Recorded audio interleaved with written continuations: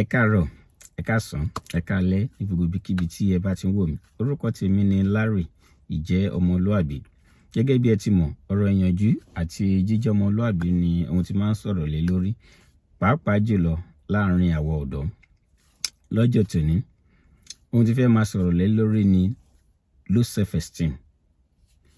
Tí ẹ bá rí ọ̀rọ̀ yìí, ẹ rí pé ní gbogbo ìgbà tí àwọn èèyàn bá ń sọ low self-esteem, ó máa ń jẹ́ ká mọ̀ pé ká nígbàgbọ́ nínú ara wa, ká má look down nípa ara wa, ká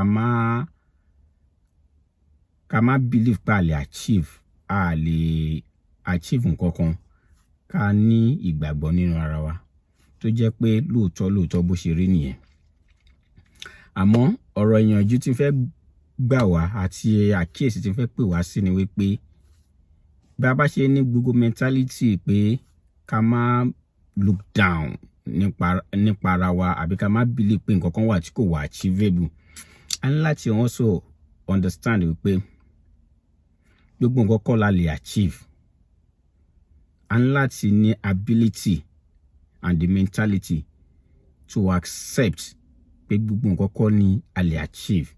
That doesn't mean we are having a low self-esteem. Being truthful to ourselves. Sometimes we need to be truthful to ourselves. Ìyẹn ò mọ̀ pé a ní low self-esteem.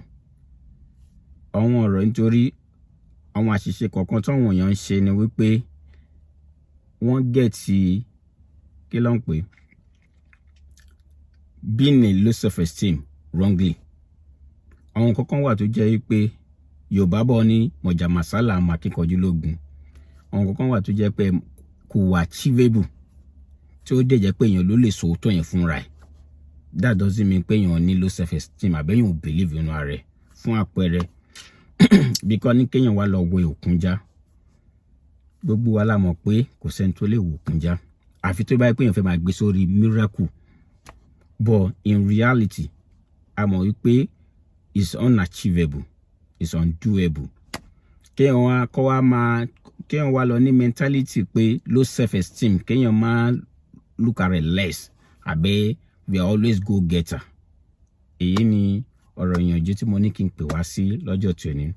It is good not to have a low self-esteem, but being honest síra èèyàn, ara pé èèyàn ò ní low self-esteem ni kéèyàn lè sòótọ́ fúnra ẹ̀, kéèyàn lè mọ̀ pé kíni mi ò lè achieve bí èèyàn ti gbìyànjú ẹ̀, kéèyàn padà conclude pé kíni yìí mi ò lè achieve àbúwò above mi. Àwọn nǹkan kan wà tó lè above yàn.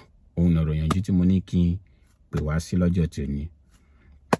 Gẹ́gẹ́ bí ṣe máa ń sọ, ẹ follow mi lórí social media handle mi tẹ́ bá find ọ̀rọ̀ yìí useful. Ìjẹ́ ọmọlúàbí, tweet lórí Facebook, Instagram, YouTube àti TikTok. Eléyìí ò ní ná yín lówó o. Ọlọ́run á máa wà pẹ̀lú wa. Ẹ ṣé.